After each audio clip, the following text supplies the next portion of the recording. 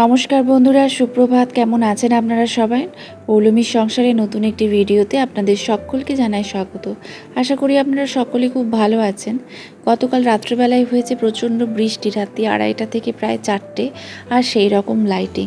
তো আজকে সকাল সকাল যখন উঠে এসেছি, তো বাগানে এসে দেখছি মাটিটা ভেজা। তো এখানে নয়নতারা ফুলগুলোকে কি সুন্দর দেখতে লাগছে দেখুন। আর মাটিটা আজকে খুবই ভেজা, তো দেখেও ভালো লাগছে। কেন কি না যেভাবে কাঠখোট্টার মতন হয়ে থাকে, পুরো শুকনো হয়ে থাকে, আজকে ভেজা দেখেও ভালো লাগছে। কিন্তু সেরকম ফুল ফোটেনি, আর কত নয়নতারা ফুল মেঝেতে পড়ে গেছে কাল ঝড়ে। লাল ফুল হোক, লাল জবা, গোলাপি জবা, কিছুই সেরকম ফোটেনি দেখতে পাচ্ছি। তো যাই ফুল ফুটেছে, এখন ফুল অনেক কম ফোটে, সেগুলোই এখন তুলে নেব। আর এখন যাব প্রথমে ওই ফুলগুলো রেখে ওই মানে সামনেটা ধুয়ে নেব। সামনেটা বলতে রগটা ধোয়া হয়নি, আর ভেতর থেকে ওই যাতায়াতের রাস্তাটা সকলেই যাতায়াত করে, প্রচণ্ড ধুলো নোংরা হয়, পুরোটা একটু পরিষ্কার করে না ধুলেও হয় না। তো এখানে ফুল টুলগুলো এখন তুলে নেব। ফুল টুলগুলো তুলে নিয়ে তারপরে ওইখানে গিয়ে ওই রগটা এখন ধুয়ে নেব। সত্যি কথা বলতে কি, মানে যেহেতু নিচে আমি প্রথমে নেমে আসি, আর ওই বাসি বইটাগুলো দেখতেও ভালো লাগে না, তো ওটা ধুয়ে নিলে অনেকটাই মানে ভালো লাগে আর কি, পরিষ্কার লাগে। যাতায়াতের রাস্তা যত পরিষ্কার রাখবে, তত ঘরে সবসময় লক্ষ্মী চপলা থাকে। লক্ষ্মী যেহেতু চপলা, চঞ্চলা, তো তাই বলে সমস্ত জায়গা পরিষ্কার রাখতে। আর বিশেষ করে সকালবেলাতে যাতায়াতের রাস্তাটা পরিষ্কার অবশ্যই ভালো করে ধুতে হয়। যাতায়াতের রাস্তা চারধারে ছড়াঝাড়, আজকালকার দিনে তো এইসব ছড়াঝাড় নেই। আমরা ছোটোবেলায় যখন মামাবাড়ি যেতাম, গ্রামের দিকে মামাবাড়ি, তখন এই সমস্ত কথাগুলোর সঙ্গে খুব প্রচলিত। সকালবেলায় ভোর ভোর ঘুম থেকে উঠে চারধারে জল ছড়া দিয়ে ঝাঁট দেওয়া, এইগুলো। তো এখন আমাদের জল ব্যবস্থাও ভালো, সবই ভালো, তো সামনেটা পরিষ্কার করে ধুয়ে নিলাম। ব্যাস, আমার এখানে কাজ মোটামুটি হয়ে গেছে। এবার যাব। আজকে আর ওই দিকটা ধোবো না, ওই দিকটা ধোবো না। কালকে বৃষ্টি হয়েছে, পরিষ্কারই আছে, সেরকম ধুলো নোংরা কিছু নেই। তো বৃহস্পতিবার দিন ভাবছি পুরোটা ভালো করে ধুয়ে নেব। তো এখন এখানটা ভালো করে ধোয়া হয়ে গেলে এখন চলে যাব ওপরে। ওপরে গিয়ে রান্নাঘরটা মুছতে হবে। মা রান্নাঘরটা ঝাঁটিয়ে দেয়, যে কটা বাসন ওদের খাওয়ার থাকে রাত্রেবেলায় সবই ধোয়া হয়ে যায়। হাজব্যান্ড, শ্বশুরমশাই, মায়ের থালা এগুলোই পড়ে থাকে, তো ওগুলো মা সকালবেলাতে ধুয়ে রান্নাঘরটা একটু ঝাঁট দিয়ে দেয়। আর আমি এখন হাত পা ধুয়ে চলে যাচ্ছি ওপরে। আর দেখুন ফুল কত কম, অনেক কম। আগে ঝুড়ি ভর্তি উপচে যেত ফুল, কিন্তু এখন ফুল একদম এইটুকু তলানিতে এসে ঠেকে গেছে। কি জানি বাবা, কেন এত কম ফুল ফুটছে? কার নজর লেগে গেল, না নিজেদেরই নজর লেগে গেল, ঈশ্বর জানে। তো নিচ থেকে এসে আমার রান্নাঘরের মোছা টোছা সমস্ত কিছু হয়ে গেছে। মামামকে ব্রাশ ট্রাশ করিয়ে দিয়েছি। তো এখন যাচ্ছি বিস্কুট নিয়ে, মামামকে দুটো বিস্কুট দেবো।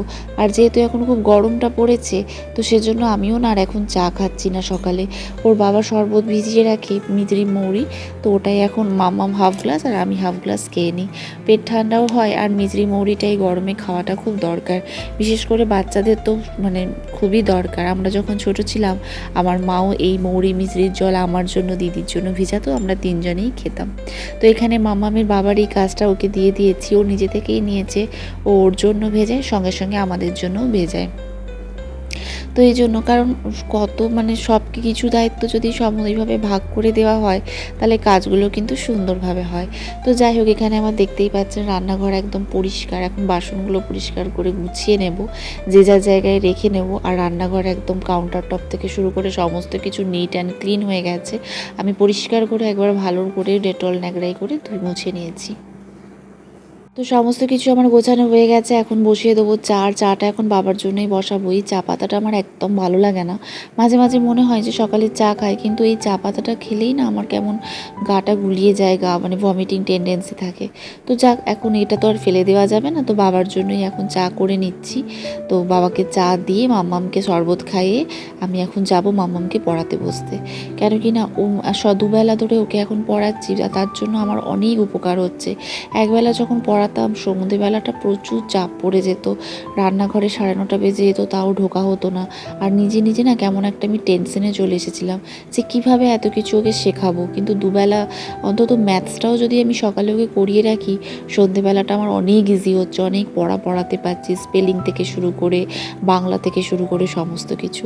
তো এখানে চা বসিয়ে দিয়েছি, আর মাম্মামের শরবতটা এখানে ছেঁকে নেবো, ওকে বিস্কুট দিয়ে দিয়েছি, ও খাচ্ছে।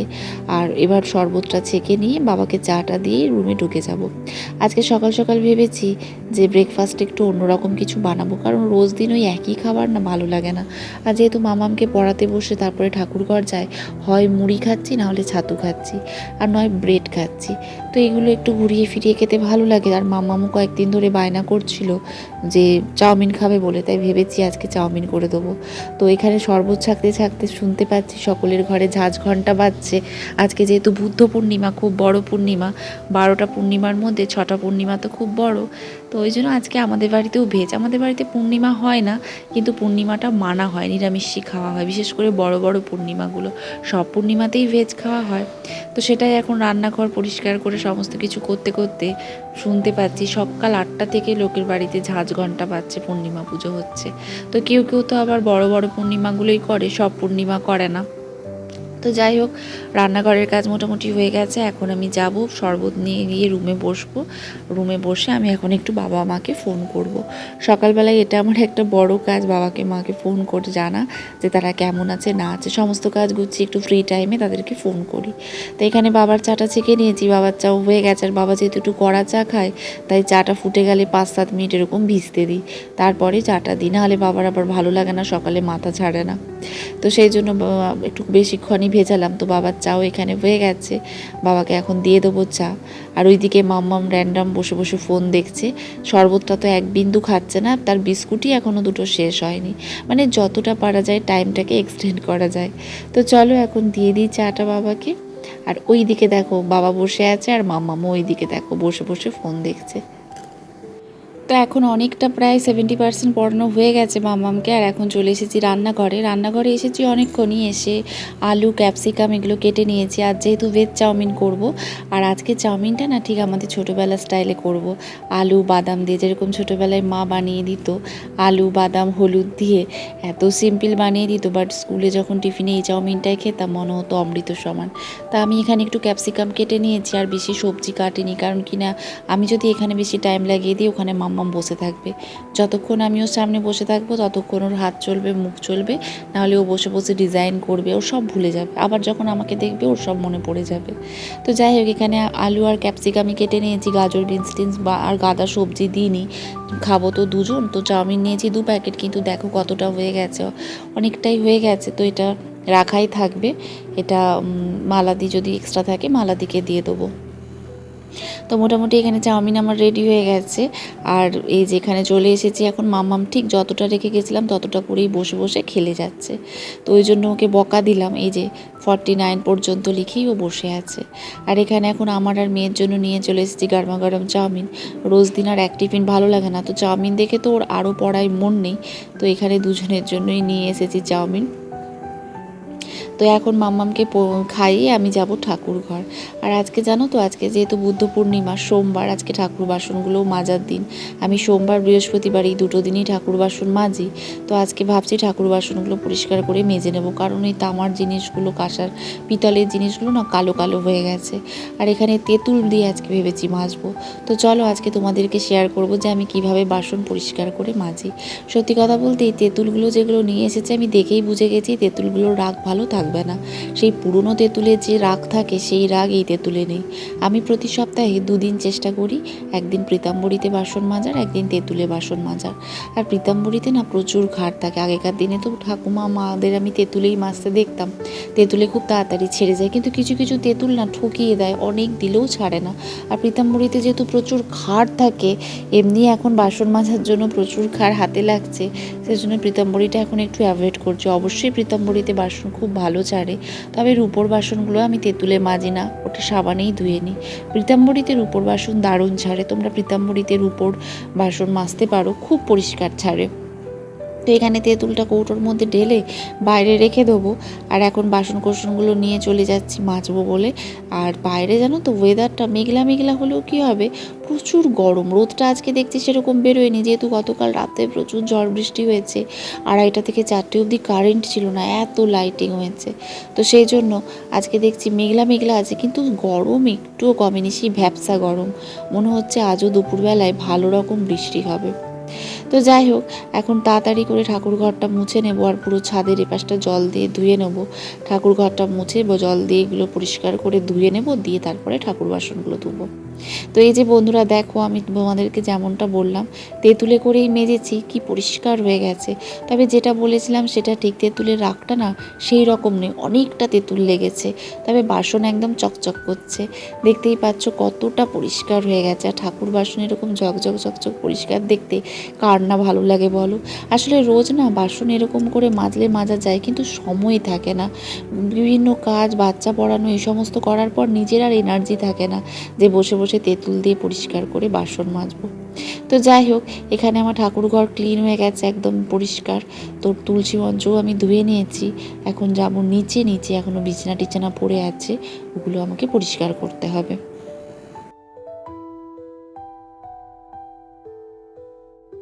এখন নিচে যাব, নিচে গিয়ে বিছানা টিছানাগুলো গুছিয়ে নেবো। আজকে খুব তাড়াহুড়োর মধ্যে ছিলাম, আর অনেকটা দেরি হয়ে গেছে বলে না নিচে আর বিছানা টিছানা তুলিনি, একদম উপরে চলে এসেছি। তো চলো বন্ধুরা, এখন নিচে যাই। আজকে মেঘলা মেঘলা ওয়েদার করছে, কিন্তু হলে কি হবে। তো এবার চলে যাব নিচে, কারণ কিনা নিচেও অনেক কাজ আছে। এখানে গোপালের জামাটা শুকিয়ে গেছে, রেখে দিলাম। আর আজকে আমাদের ঠাকুরমশাই বলে গেছে সন্ধ্যা দিতে আসবেন। অমাবস্যা পূর্ণিমাতে এমনিতে সন্ধ্যা ঠাকুরমশাই আসে না, আমিই দিয়ে দিই। তো এখন চলে এসেছি নিচে। আর এখন মায়ের সাথে তাই কথা হচ্ছে যে আজকে রান্না কি হবে। সত্যি কথা বলতে আজকে মেঘলা মেঘলা ওয়েদার হলেও না একদম গুমোট গরম করে রেখেছে। মনে হচ্ছে দুপুরের দিকে হয়তো জোর জল মানে বৃষ্টি হবে, জল ঢালবে আর কি। আর বৃষ্টি একটুখানি হওয়াটাও দরকার, মানে এত গরম না, কোনো কিছুর যেন এনার্জি পাওয়া যাচ্ছে না। একটা কাজ করবে মানুষ, তার যে এনার্জি থাকবে তা নয়। তো যাই হোক, এখানে বিছানা টিছানাগুলো মোটামুটি তুলে নেব। আর বেবিদি আজকে ফোন করে বললো যে আসতে পারবে না, কিন্তু আমরা বললাম আসার জন্য, অন্তত উপরের ঘর ঝাঁটিয়ে মুছে যাওয়ার। এক তো আজকে এত বড় পূর্ণিমা, তার উপর ঘর, আমরা সত্যি কথা বলতে বাসন ধুয়ে এই সমস্ত করে না, আর এত বড় ঘর এই গরমে ইচ্ছে করে না। তো যাই হোক, আর জানো তো বন্ধুরা, সত্যি কথা বলতে মন থেকে যখন কোনো কিছু আমি চাই না, আমি ঈশ্বরকেই জানাই যে ঈশ্বর যেন কথাটা, মানে ঈশ্বরকেই বলি, সেটা যদি আমার একটা সেফটি পিনেরও দরকার হয়, তো যদি সেটা সোনার জিনিসই হয়, রূপোর জিনিসই হয়, সামান্য জিনিস হয়, শরীরের খবর, সব ঈশ্বরকে জানাই যে ঈশ্বর যদি যায় তাহলেই সেটা পাবো আমরা। তো আজকে আমি খুব ঠাকুরকে জানাচ্ছিলাম যে বেবিদি যেন আসে। তো মা বেবিদিকে এমনি একটু রেগেই বলেছিল যে তোকে অন্য সময় বলি না, কিন্তু আজ এত বড় পূর্ণিমা আমাদের পক্ষে সম্ভব নয়। তো বেবিদি বলেছিল এরকম যে 1:30-2টো বেজে যাবে। মা বললো যত বেলাই হোক আসিস। কিন্তু দেখো, ভগবানকে জানিয়েছিলাম বলে বলতে নেই, সঙ্গে সঙ্গে 11:30 বাজেনি, চলে এলো। তো বললো কাজ করে গিয়ে তারপরে বাড়িতে স্নান ধান করে সমস্ত কিছু করবে।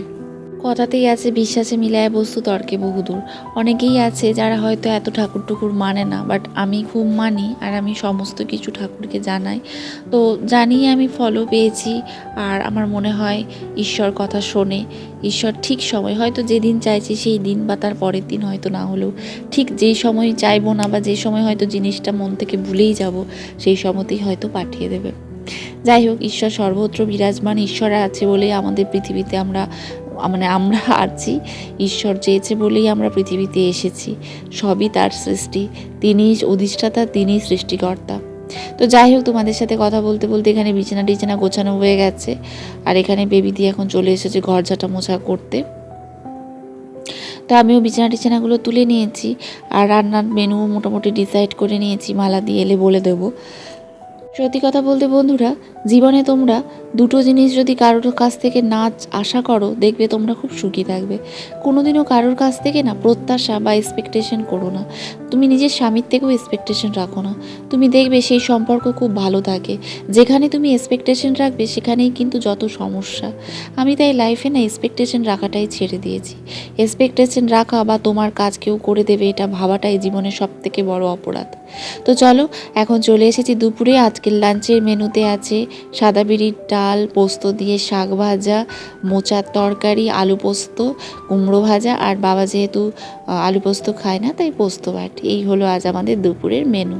তো চলো বন্ধুরা, আজকের ভিডিওটা আমি এখানেই শেষ করলাম। ভালো লাগলে অবশ্যই একটা লাইক, শেয়ার এবং সাবস্ক্রাইব করতে কিন্তু ভুলো না।